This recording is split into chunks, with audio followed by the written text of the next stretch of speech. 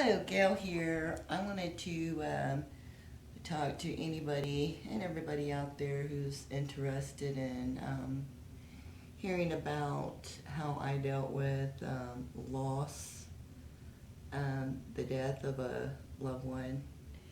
And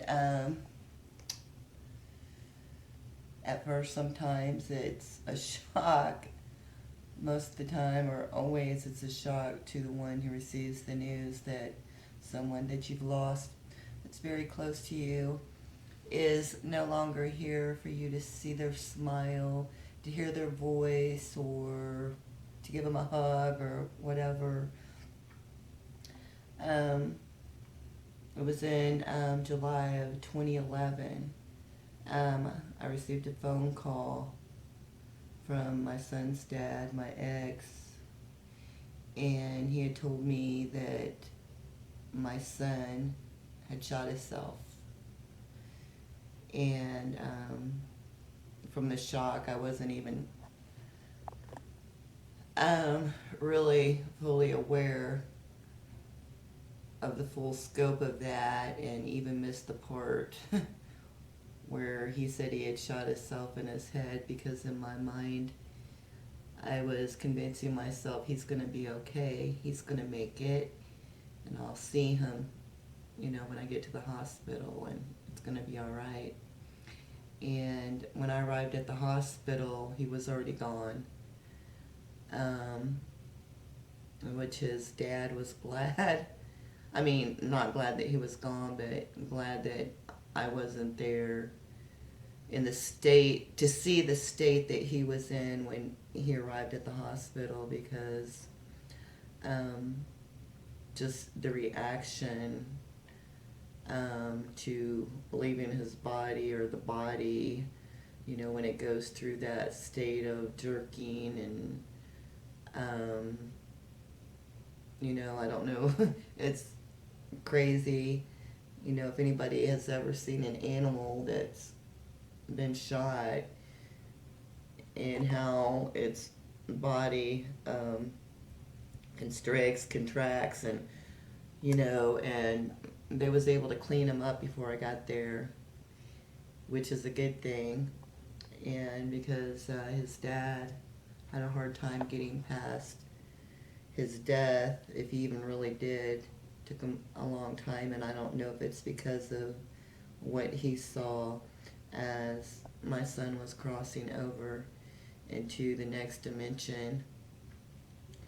But when I got there, he was already gone, and I just knew that he was gone, and I just closed my eyes, and I just said, God, if there's any time that I need you now more than ever, to give me strength through this time, to accept this and to go through this. And I was like, thank you. And then I went on back to the room where they had my son by himself, and I didn't even recognize him because his head was so swollen from where the bullet had went in through the side and out, and his face was so big. I was like, that's not my son. I had to pull the sheets back to see his tattoos to recognize that that was my son. And when I saw his tattoos and the ones that he had put up on his own body, I knew that it was him. And I just fell upon his chest and cried, and said, Bryan, what have you done to yourself? Why? And I shed my tears and said my goodbyes in that room. And I'd asked the nurses and doctors if I can have a few minutes alone with them before this occurred, and that's when I talked to them. And it was hard to see him go. It was really hard for me to believe at that moment in time that he was actually gone. And just letting everybody know was really hard, especially my other two sons and my daughter.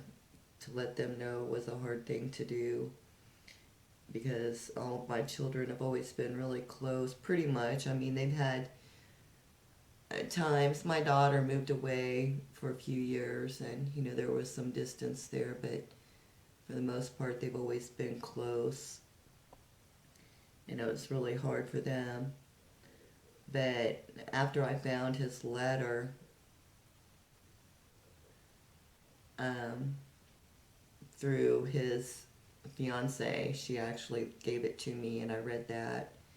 And that is what really helped me to accept that he wasn't here. And his letter, I'll have to share with you sometime.